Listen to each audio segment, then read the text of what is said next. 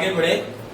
आगे बढ़ते हुए हम जिस टॉपिक पे थे, जिस चैप्टर को हम कर रहे थे, हेलो आज ही बस शांति, किताबों में देख लो आप जहाँ पे आप कर रहे थे। हम जो टॉपिक शुरू किया था, हमने जो चैप्टर स्टार्ट किया था उसका नाम था features, problem and policies of agriculture. हम इस चैप्टर पे थे, चैप्टर नंबर 3 के ऊपर। और चैप्टर नंबर 3 के अंदर हमने एक टॉपिक खत्म किया था, that is importance of agriculture in the Indian economy. उसमें इंट्रोडक्शन लिखी थी और हमने थोड़ा सा इसके बारे में लिखा था। ठीक है जी, आओ जी आओ, हमने इतना ही खत्म किया था। आओ आगे बढ़े, इस चैप्टर में हम आगे बढ़े और आगे बढ़ते हुए सेकंड टॉपिक की तरफ चलते हैं, फीचर्स ऑफ इंडियन एग्रीकल्चर। ठीक है जी, इंट्रोडक्शन खत्म हो गया था, importance of Indian agriculture in Indian economy वो भी खत्म हो गया था। अब हम तीसरे टॉपिक की तरफ चल रहे हैं, that is features of Indian agriculture. और तीसरे टॉपिक को करते हैं। तीसरा टॉपिक है हमारे पास फीचर्स ऑफ इंडियन एग्रीकल्चर। इस टॉपिक को करें फीचर्स ऑफ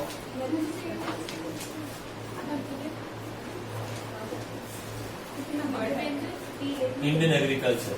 ये टॉपिक नंबर 3 है हमारा, जो आज हम करने वाले हैं।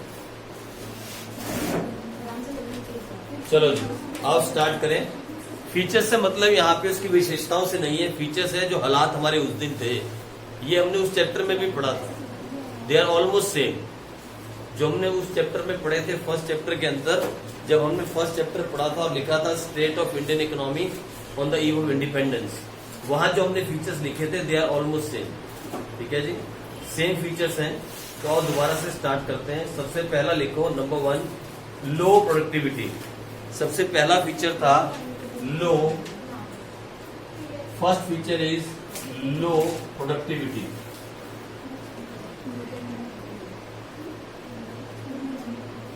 This is the first feature, low productivity. ये पहला फीचर था। ठीक है जी, तो लिखो इसके अंदर, बंद कर दो। सबसे पहला, प्रोडक्टिविटी का मतलब क्या होता है? What is the meaning of productivity? पहले लिखो the meaning of productivity. What is the meaning of productivity? लिखो productivity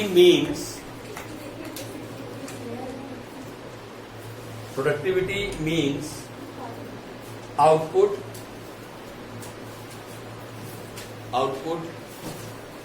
per hectare of land, या एकड़ नहीं Hector. Productivity means output per hectare of land. It is extremely low,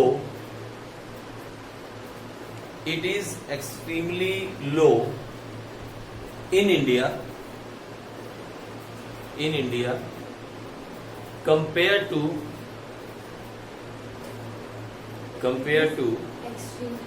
low in India compared to advanced nations in the world.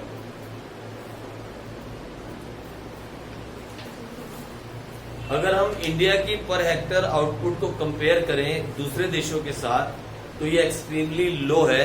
कैसे? तो आओ हम इसको एक टेबल के थ्रू एक्सप्लेन करते हैं। लिखो let us illustrate this with an schedule and a table. तो एक छोटा सा टेबल बना लो, 3 कॉलम का टेबल बनाओ। 3 कॉलम का, पहला कॉलम, फिर दूसरा कॉलम, फिर तीसरा कॉलम थोड़ा बड़ा, इस तरीके से 3 कॉलम का टेबल आप बना लो। यहां लिखो पहले वाले कॉलम के अंदर क्रॉप, यानी फसल की बात करेंगे। फिर कंट्री की बात करें, और यहां लिखें प्रोडक्टिविटी, यानी इसके आगे लिख लो आप टन्स ऑफ आउटपुट पर एकड़।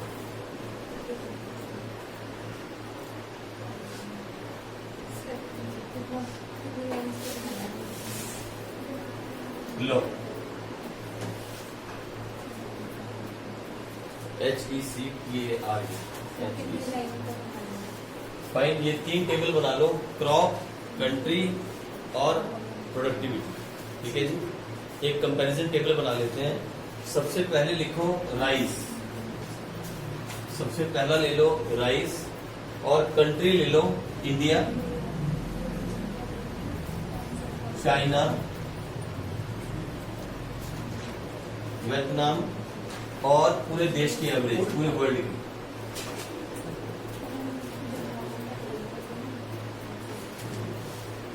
लो जी, ये हो गया आपका पहला राइस। अगर इंडिया की बात करें तो इंडिया के अंदर इट इज 3.6, यानी 1 एकड़ से कितने टन राइस निकलता है? 1 हेक्टर से 3.6 टन। एकड़ से ज्यादा, थोड़ा सा ज्यादा, जैसे एकड़ 1.6 समथिंग होता है पर हेक्टर, है ना? 1 हेक्टर, एकड़ से ज्यादा, डेढ़ एकड़ का 1 हेक्टर बन जाता है ऑलमोस्ट। ये हो गया 3.6, ठीक है। इंडिया की बात करें, अगर चाइना की बात करें तो चाइना जो है वो है 6.8, चाइना 6.8, ठीक है जी। अगर वियतनाम की बात करें तो ये है 5.8, और पूरे वर्ल्ड की एवरेज की बात करें तो वो है 4.5, यानी इंडिया जो है वो एक्सट्रीमली लो है when it's come to rice. अगर राइस पर एकड़ की बात करें, पर हेक्टर की बात करें, 1 हेक्टर में हम कितना राइस उगा सकते हैं, तो इंडिया सबसे नीचे है, पूरे वर्ल्ड की एवरेज से भी नीचे है। जबकि हम कृषि प्रधान देश हैं, we are agriculture based country, है ना, फिर भी हम पूरे वर्ल्ड के एवरेज के हिसाब से भी बहुत नीचे हैं। अब ये टेबल पेपर में पक्का आता है, ये चीजें पेपर में आती हैं, इसलिए आपको इसको टेबल के थ्रू ही याद करना पड़ेगा। जब हम बात कर रहे हैं लो प्रोडक्शन की, तो हम क्या बोल रहे हैं? हम बोल रहे हैं लो प्रोडक्शन से मतलब है 1 हेक्टर जगह में से हम कितने चावल उगा सकते हैं। तो इंडिया कितना है? 3.6 टन। चाइना, वियतनाम और वर्ल्ड की एवरेज सबको याद रखना जरूरी नहीं है, बस इंडिया याद रखो और वर्ल्ड की एवरेज को याद रखो, इतना ही बहुत है आपके लिए। इंडिया 3.6, पूरे वर्ल्ड की average 4.5। We are in low production when it's come to rice. अब बात करते हैं उसके बाद वीट की। अगर हम वीट की बात करें, यानी गेहूं की बात करें, तो फिर लिख लो वही काम, लिखो इंडिया, चाइना, इंडिया लिख लो, चाइना लिख लो, इस बार यूके लिख लो, यूके, और फिर लिख लो वर्ल्ड की एवरेज। अब सोचो हम कहां खड़े होंगे, आओ देखते हैं। अगर हम इंडिया की बात करें और वीट की बात करें तो वी आर ऑन 3.1, राइस से भी कम, राइस से भी कम प्रोडक्शन है। और अगर हम चाइना की बात करें तो चाइना 6.5, अगर हम यूके की बात करें तो यूके 9.0, और पूरे वर्ल्ड की एवरेज की बात की जाए तो पूरे वर्ल्ड की एवरेज है 3.3 है। यहां भी हम कम। सोचो आप, मतलब अगर 1 हेक्टर जगह से वीट प्रोडक्शन की बात की जाए टन के अंदर, तो इंडिया 3.1 टन, वर्ल्ड की एवरेज 3.3 टन। हमारे पास पता क्या प्रॉब्लम है? हम लोग बेस्ड है अभी भी रेन, हमें ऐसा लगता है, तभी तो हमारे किसान मर रहा है, ये तो मेन रीजन है। हमें ऐसा लगता है कि हम लोग शायद एग्रीकल्चर बेस्ड कंट्री है तो हम बहुत अच्छे होंगे, लेकिन हम सही मायने में आप देखना, जब कंपैरिजन पढ़ोगे ना रियल में, लास्ट चैप्टर में India Pakistan China comparison 8 number का आता है जो लास्ट चैप्टर, आप हैरान हो जाओगे इस टाइम पे कि हम पाकिस्तान से बहुत चीजों में नीचे हैं। सीवरेज सिस्टम हुआ, एग्रीकल्चर के अंदर हम बहुत जगह पे पाकिस्तान से भी पीछे है, क्योंकि वो छोटा सा देश है, हम बहुत बड़ा देश है, उसके हिसाब से बहुत नीचे रह जाते हैं पाकिस्तान से। अभी देखो ना, हम देखा जाए तो हिंदुस्तान क्या है, एग्रीकल्चर बेस्ड इकोनॉमी है ना पूरी की पूरी, फिर भी हम, चाहे वो राइस की बात हो चाहे वो वीट की बात, कंपेयर टू अदर कंट्रीज, छोड़ो अदर कंट्रीज को, वर्ल्ड एवरेज की बात करें तो हम तभी भी नीचे हैं। जो पूरे वर्ल्ड की एवरेज है वो 3.3 टन है, हमारा 3.1 टन है ना, तो हम नीचे है ना। प्रोडक्शन की बात हो रही है, लो प्रोडक्शन की बात हो रही है। तो ये हो गया राइस, ये हो गया वीट। अच्छा, एक और ले लो, एक और ले लेते हैं, ग्रेन्स, सारी ग्रेन्स मिला लें, दालें दूलें, ये भी लिख लो इंडिया, उसके बाद चाइना, उसके बाद यूएसए, और वर्ल्ड की एवरेज। अगर ग्रेन्स की बात करें तो इंडिया 2.6, चाइना 5.8, यूएसए 10.7, और वर्ल्ड की एवरेज की बात की जाए तो 5.6। सोचो, आधे भी नहीं है, वर्ल्ड एवरेज से आधे में भी नहीं खड़े हम ऑलमोस्ट, है देख रहे हो आप। 5.6 पूरे वर्ल्ड की एवरेज है ग्रेन्स की। 1 हेक्टर जगह से अगर प्रोडक्शन की बात की जाए तो ग्रेन्स मतलब दालें कितनी निकलनी चाहिए, 5.6 टन, और हम लोग 2.6 टन। कोई भी देश है जो एवरेज से नीचे है। अगर हम यहाँ भी बात करें 3.3 की वर्ल्ड, चाइना कहाँ खड़ा है 6.5 पे, 4.5 चाइना का खड़ा है 6.8 पे, वर्ल्ड एवरेज 5.6, चाइना का खड़ा है 5.8 पे। यानी हमारे देश के अंदर करप्शन, हमारे देश के अंदर करप्शन, हमारे देश के अंदर इन्वेस्टमेंट की कमी, हमारे देश के अंदर लोगों के अंदर काम करने की कमी, और उसका ये सबसे नतीजा है कि हम हर चीज में नीचे हैं। यानी वर्ल्ड की ओवरऑल एवरेज से भी नीचे हैं एग्रीकल्चर के अंदर। अगर प्रोडक्शन की बात की जाए तो ये हमारा प्रोडक्शन टेबल है, this is our production table, comparison table. इसको हेडिंग दे दो, इसको हेडिंग क्या दोगे, लिखो productivity, productivity, productivity of principal crops, productivity of principal crops, a comparison study.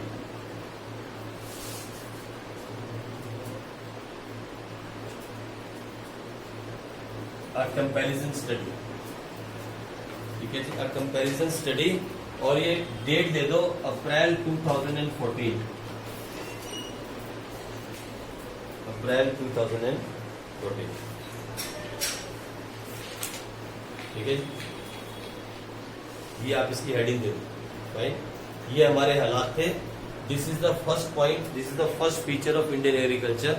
अगर हम बात करें तो लो प्रोडक्शन के अंदर हम हर चीज में वर्ल्ड एवरेज से नीचे हैं, we are below the world average, ठीक है। चाहे वो राइस की बात, और ये 2014 है, ज्यादा दूर नहीं, आज से कुछ साल पहले, है ना। अभी भी ज्यादा ऊपर नहीं आए होंगे हम, अब तो खैर और नीचे चले गए होंगे बिकॉज ऑफ दिस कोरोना, लेकिन ये हमारे हालात 2014 के हैं, ठीक है जी। इसीलिए हमारा किसान मर रहा है।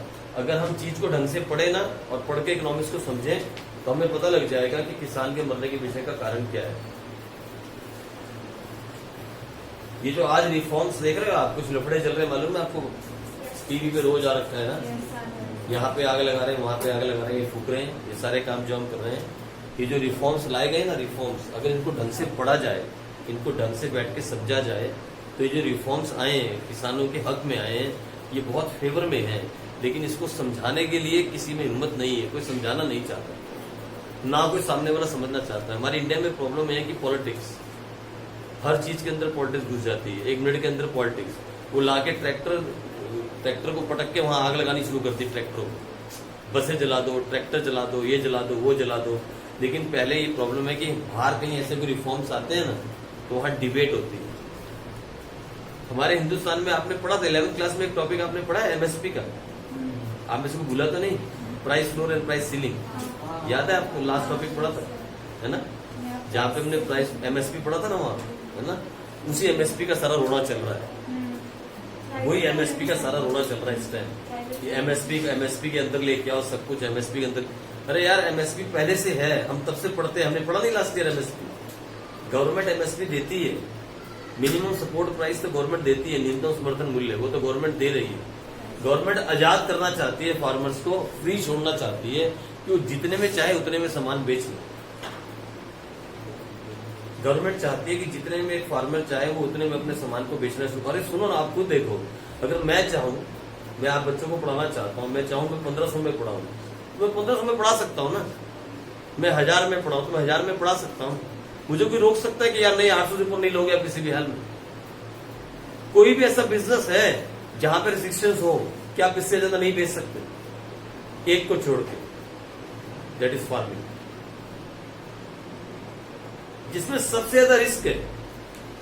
एक वही ऐसा बिजनेस है जिसमें सबसे ज्यादा रिस्क है और जहां पे रिस्ट्रिक्शंस हैं कि आप इससे ज्यादा माल नहीं बेच सकते।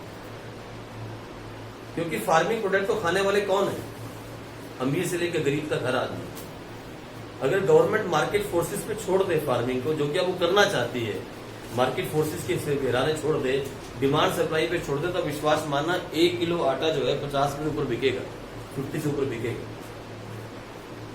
लेकिन बात वहां है कि क्या वो पैसा किसान तक पहुंचेगा? क्या वो अभी भी आटा कितने रुपए किलो है मालूम है आपको?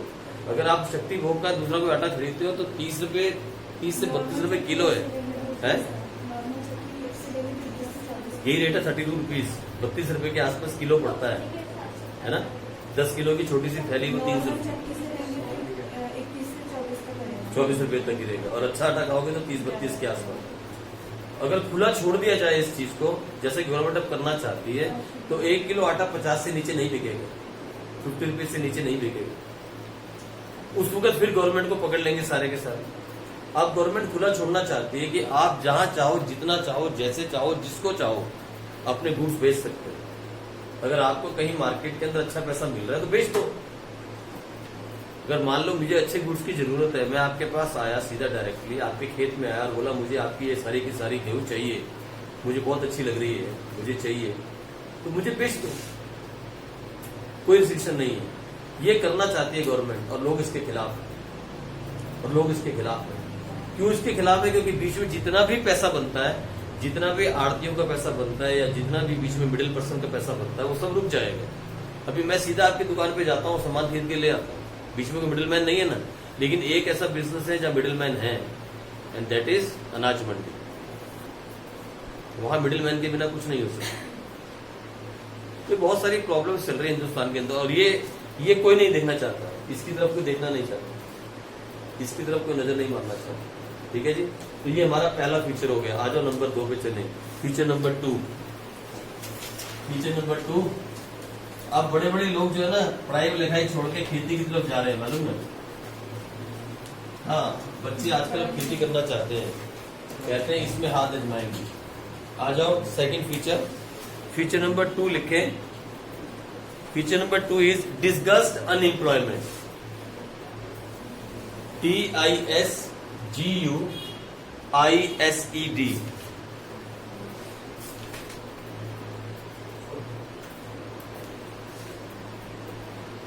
DISGUISED।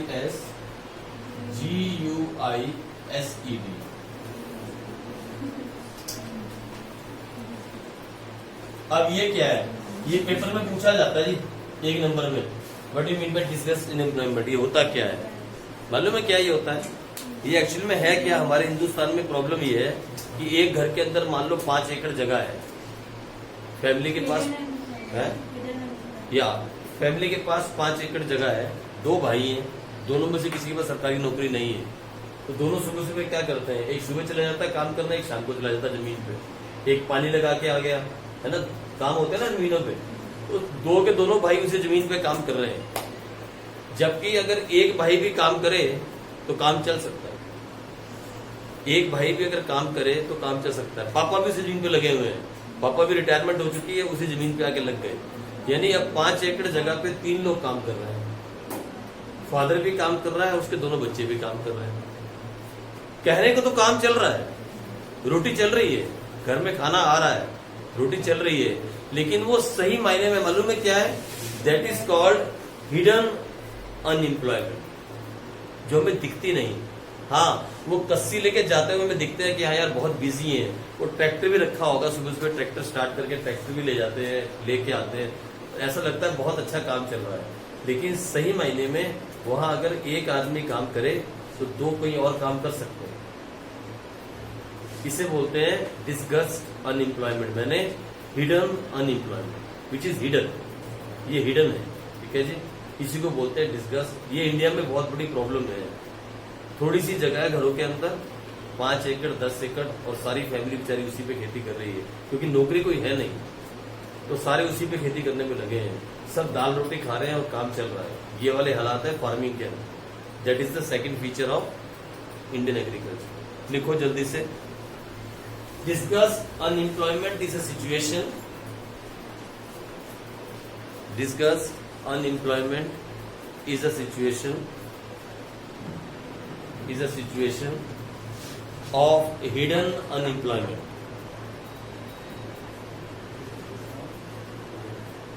Is a situation of hidden unemployment.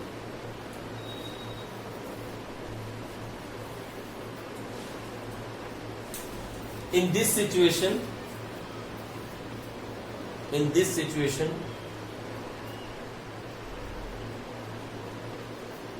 नींद है किसको? In this situation, number of person engaged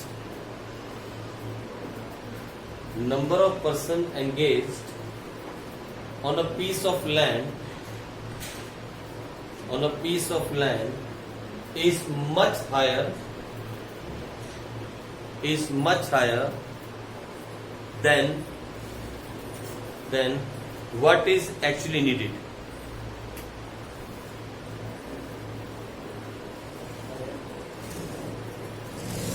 Much higher than what is actually needed.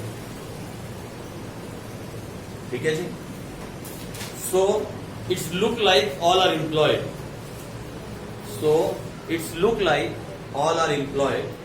But in reality, many are unemployed.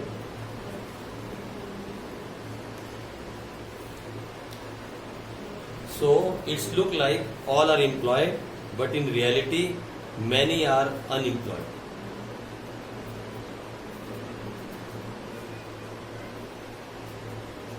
ठीक है जी, समझ में आई बात? यानी वही मैंने कहा कि लगता है ऐसा है कि सारे के सारे काम पे गए हुए हैं, बहुत मजे से काम चल रहा है, लेकिन सही मायने में वो अनएम्प्लॉयड है। ठीक है जी, आ जाओ उसके बाद तीसरा, डिपेंडेंस ऑन रेनफॉल। ये तो अभी बहुत बड़ी प्रॉब्लम है।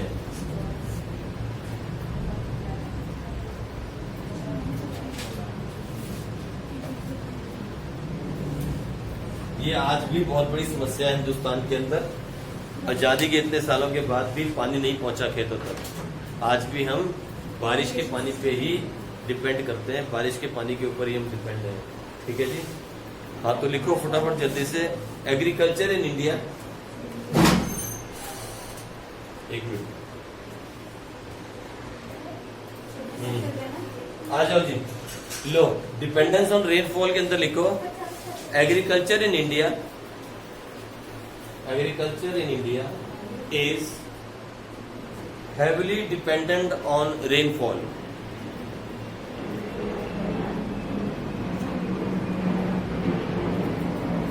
ये भी तीसरा फीचर है जी, इंडियन एग्रीकल्चर का तीसरा फीचर है ये, दैट आज भी हम डिपेंड करते हैं रेनफॉल पे। अगर बारिश अच्छी ना हुई तो फसल अच्छी नहीं होगी। लिखो फटाफट जल्दी आगे। Good rainfall means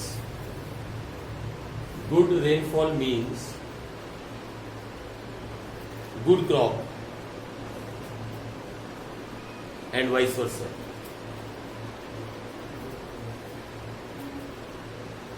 Good rainfall means good crop and vice versa.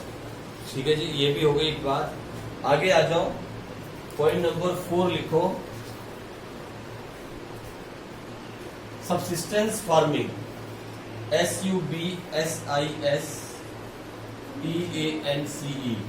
subsistence farming।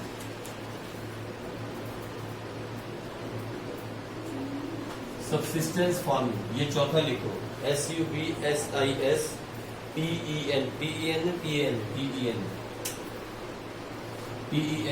subsistence farming।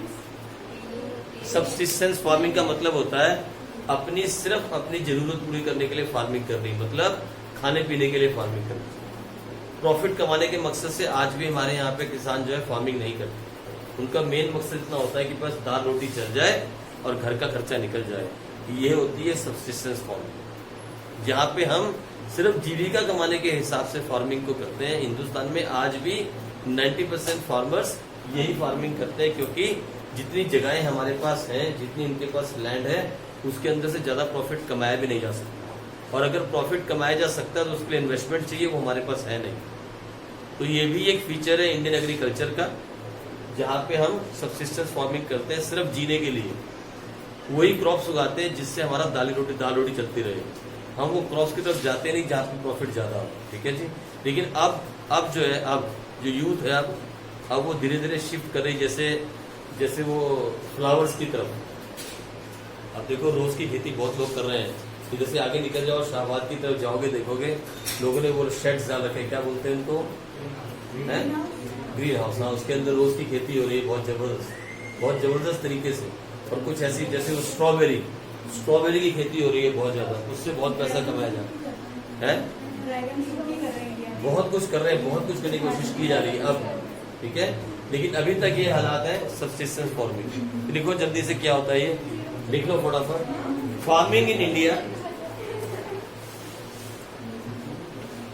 Farming in India, farming in India is subsistence oriented.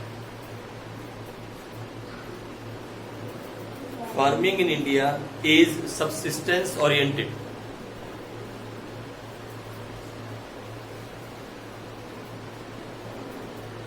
It means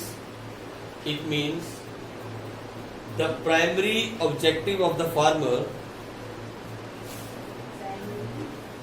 it means the primary objective of the farmer is to secure subsistence for his family.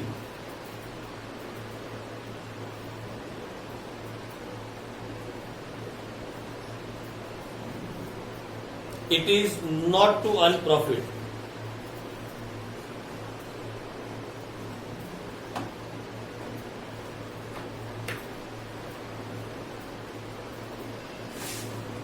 सिर्फ जीने के लिए खेती करनी है, अपने घर की जरूरतें पूरी करने के लिए, प्रॉफिट कमाने के लिए नहीं करनी। It means that farming in India, it means that farming in India is not much commercial in nature.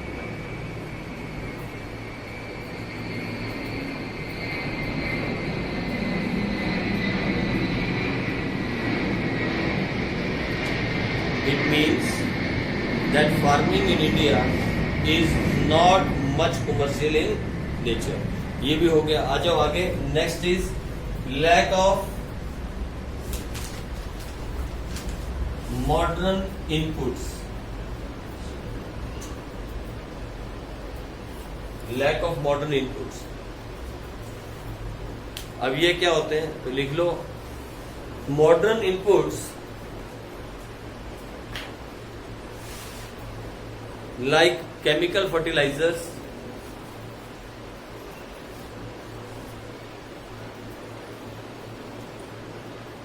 comma, insecticides,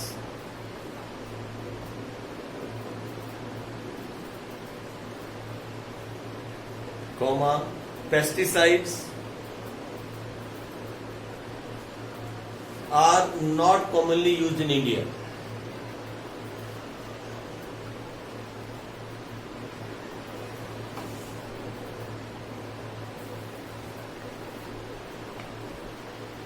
It is because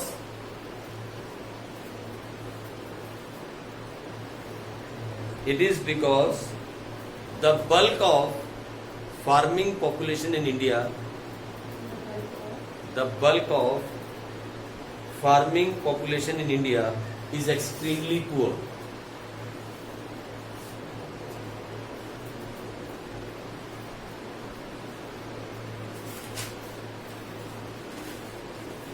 And it leads to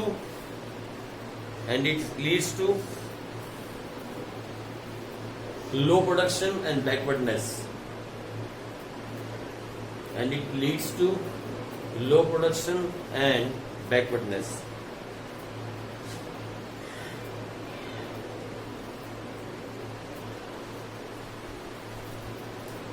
Logic. Point number 6.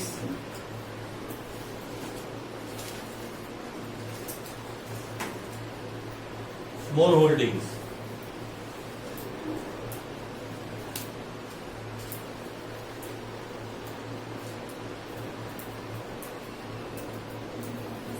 अब small holdings क्या होती है? छोटी छोटी जगह होनी। मैंने आपसे पहले कहा था, एक तो हिंदुस्तान में पहले लोगों के पास खेती करने के लिए जो खेत है वो छोटे हैं, और जो है भी हैं वो अलग अलग जगह पे फैले हुए हैं। आपकी 1 एकड़ जगह इस तरफ आ गई, 2 एकड़ उस तरफ चली गई, यानी अब आपको 2 जगह पे पानी का इंतजाम करना है, दोनों जगह पे इरिगेशन करनी है, यहाँ भी इंतजाम करना है पानी का और वहां पे। और कई लोगों की तो ऐसा है कि सड़क के उस तरफ है, कई लोगों का सड़क के उस तरफ है, 2 एकड़ सड़क के उस तरफ है, 2 एकड़ सड़क के इस तरफ है। बीच में हाईवे जा रहा है। ऐसे भी लोग हैं, हाईवे के उस तरफ 2 एकड़ चला गया, इस तरफ 2 एकड़ चला गया, बीच में से हाईवे निकला हुआ है। अब उसको दोनों तरफ इंतजाम करना है, ये भी बहुत बड़ी प्रॉब्लम है। स्कैटर्ड है, पहले है स्मॉल होल्डिंग्स और जो है वो भी स्कैटर्ड है, फैले हुए हैं, एक साथ नहीं है। फॉरेन में क्या है कि जिनके पास जगह है उसके पास एक ही साथ 10,000 किले हैं। हमारे वहाँ युगांडा के अंदर तो 1-1 लाख किलो के लोग बैठे हैं, उनके पास 1 लाख एकड़ है। तो दिखता भी नहीं कहाँ तक एंड हो रहा है, दिखता भी नहीं एंड कहाँ हो रहा है उसका। जहाँ तक नजर जा रही है। हाँ, और पता है वो क्या बोलते हैं, वो जो स्प्रे करते हैं उससे करते हैं, वो हेलीकॉप्टर से स्प्रे करते हैं, हेलीकॉप्टर से स्प्रे करते हैं। हमारा इंडियन है वहाँ, वो उसका राइस आता है, टिल्डा राइस के नाम से राइस आता है युगांडा में। हमारे इंडियंस की जगह है, वो अपने इंडियंस खेती कर रहे हैं, पूरे ऑल ओवर अफ्रीका के अंदर राइस सप्लाई करते हैं वो। जितना राइस और जितना वीट वहाँ युगांडा में उगाते हैं और दालें, उतनी इंडिया में भी नहीं उगती होंगी, जबकि वो खाते नहीं है, उनका खाना डिफरेंट है। वो लोग ना तो दाल खाते हैं, ना वो वीट खाते हैं, ना वो राइस वो खाते हैं यहाँ, ना वो वीट खाते हैं ना दालें खाते हैं, लेकिन उगा उगा के बाहर भेजते हैं। वो खाते हैं मटोके, वो खाते हैं मटोके, वो खाते हैं पोशो, वो खाते हैं कसावा, है ना। मटोके समझते हैं आप? हिंदी में मटोके होते हैं कच्चे केले, एक तरह का केला होता है जो कभी पकता नहीं है, सच्ची बोल रहा हूँ, केला कभी नहीं पकता। उसको आप जितना मर्जी रख लो, पीला नहीं होगा कभी भी, नहीं सड़ेगा भी नहीं। वो तुम्हारी हाइट जो है ना, तुम्हारी हाइट 6 फुट की हाइट जितना ना, उसका क्या अपने बंच होता है केले का। अच्छा, मतलब उस टाइम से हाँ, बंच मतलब केले लगे होते हैं उसमें, एक बंच के अंदर हजारों केले होते हैं, हजारों। वो उसको क्या करते हैं, केले को काटा, बंच को काटा, और जैसे हम लोग मंडी में जाते हैं, हमारी मंडी में सब्जी बिकती है, वैसे मटोके की मंडी होती है, तो वहां से लोग बंच खरीद के घर ले आते हैं। अब ऐसे घसीट के ले आते हैं सड़क के ऊपर, ऐसे लेके घसीट के, अगर पैसे नहीं है, खराब तो कुछ होता नहीं इसको। फिर क्या करेंगे, जैसे आज फैमिली है तो खाना खाना है, तो 3 टाइम खाते हैं वो लोग, तो क्या करेंगे, 10 केले तो काट दिए ऊपर से, 10 केले काटे, उनकी छिलके उतार दी, और केले के छिलके को ही रखा, उसके अंदर वो केले डाले, नीचे पानी लगा दिया, तो भाप से पक गए, है ना। और फिर उसको काटा उन्होंने, और तड़का तो लगाते नहीं, बॉयल खाना खाते हैं, और उसमें थोड़ी सी काली मिर्च डाली, नमक डाला, और सारा परिवार बैठ के खा गया। ये उनका खाना है मटोके, और इतने टेस्टी बनते हैं वो, अगर आप खा लो तो आप कहोगे हमने चपाती खानी नहीं है। अच्छा, ये हो गया मटोके। पोशो होती है मक्की, पोशो होती है मक्की। हमारे यहाँ मक्की कैसे खाते हैं हम लोग, हम मक्की के दाने को पीसते हैं और आटा बना लेते, चट के दे देती है। वो ऐसे नहीं करते, वो क्या करते हैं, वो मक्की को पिसाते हैं, उनके व्हाइट मक्की होती है, व्हाइट मक्की, व्हाइट कलर की मक्की को पिसा। हेलो, 1 मिनट, तुम्हारा खाना बताऊंगा युगांडा का।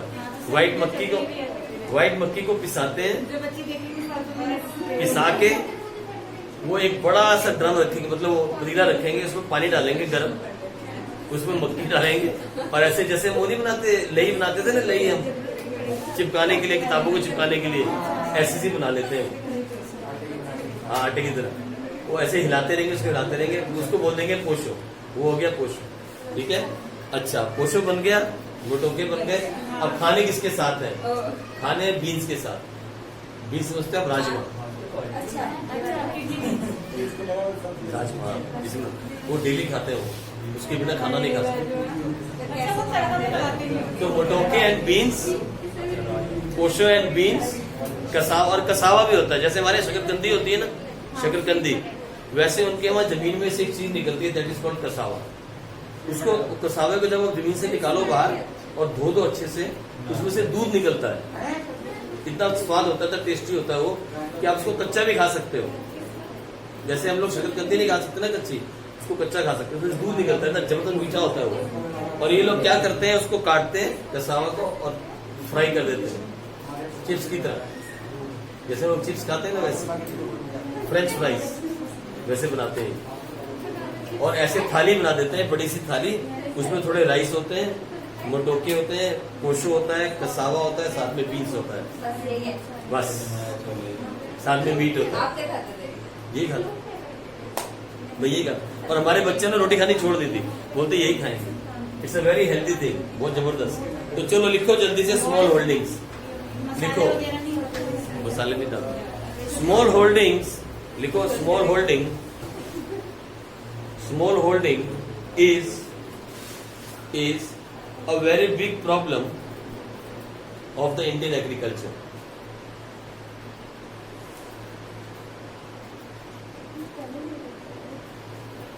Small holding is a very big problem of the Indian agriculture.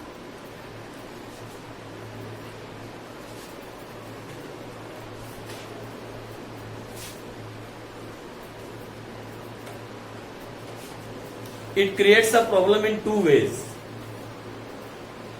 It creates a problem in two ways. Number one,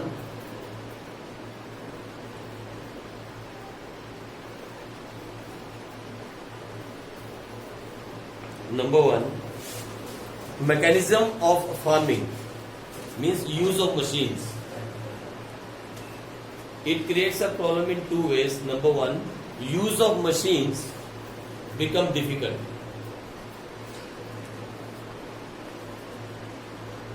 number 1 क्या है? मैकेनिज्म ऑफ फार्मिंग, इसको लिख सकते हैं आप use of machines. Use of machines become difficult.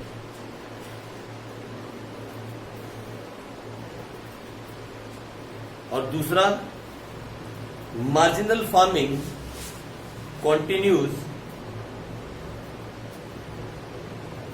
marginal farming continues to view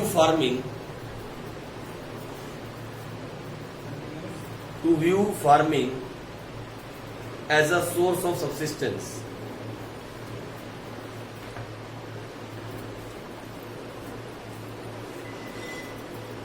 Rather than to earn profit.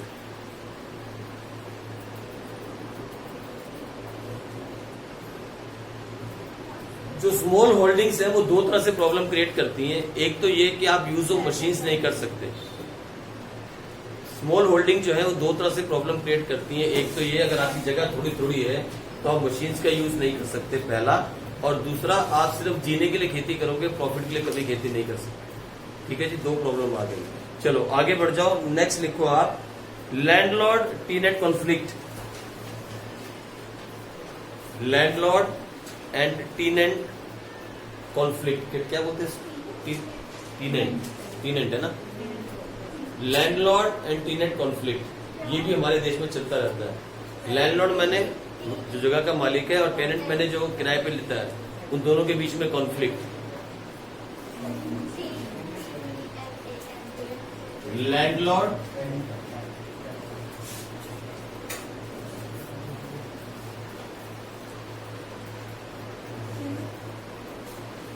Tenant बोलेंगे, इसको क्या बोलेंगे? टेनेंट कॉन्फ्लिक्ट है ना. इसके इन दोनों के बीच में कॉन्फ्लिक्ट. तो लिखो फटाफट जल्दी से. Huge areas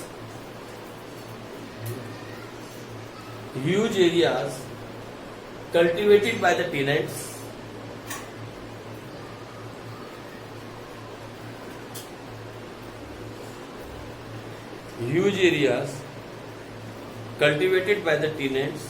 who are not the owners of the soil.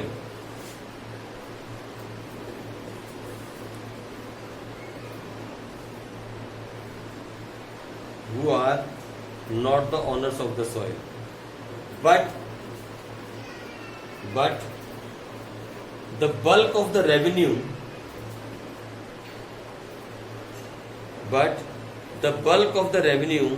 is appropriated by the owners.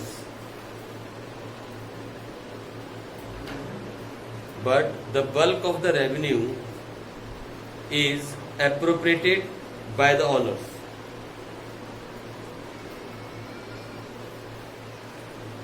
Tenants get very minimum share.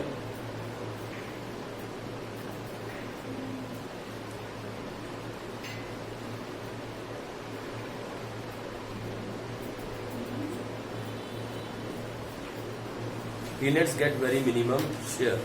आ जाओ जी, एक लास्ट पॉइंट और लिखो, बैकवर्ड टेक्नोलॉजी.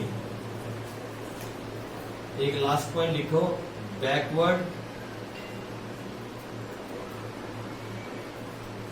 टेक्नोलॉजी. एक आखिरी पॉइंट लिख लो, बैकवर्ड टेक्नोलॉजी। ठीक है जी, लिखो इसके अंदर bulk of the farms in India, bulk of the farms in India are small in size. Farms, farm मैंने खेत खेत खेत, farms in India are small in size and bulk of the farming population is poor.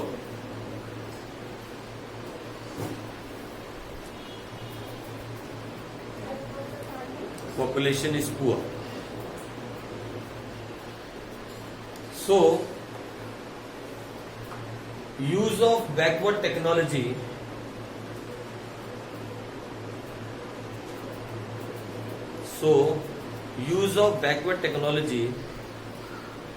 becomes a compulsion.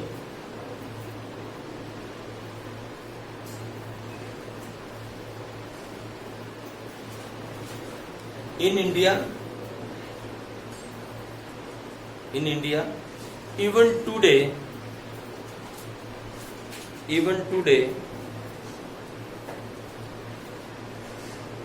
agriculture rely on cattle power and manpower. Rely on cattle power and manpower. Cattle power समझते हैं ना, वो क्या बोलते हैं उसके यार, वो ना वो लगते हैं बैल। आज भी बैलों से और आदमी की हिम्मत से खेती की जाती है। आज भी जो है हम बैकवर्ड टेक्नोलॉजी में, क्योंकि पुअर है। ठीक है जी, बस इतना ही लिख दो, बहुत है आपके लिए। आगे लिखो आप लास्ट में कंक्लूजन, लिखो conclusion.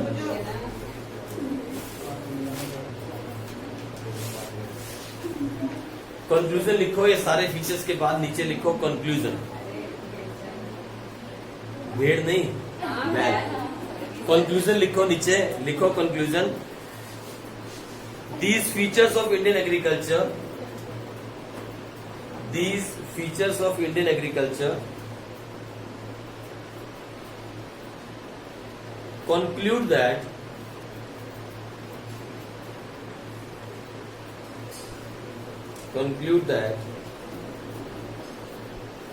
Indian agriculture is extremely backward.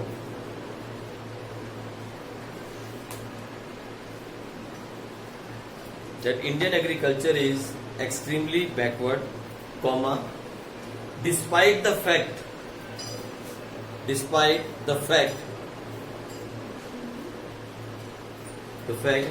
that it is of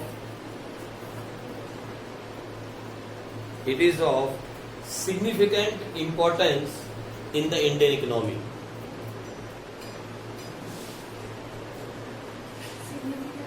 Importance in the Indian economy.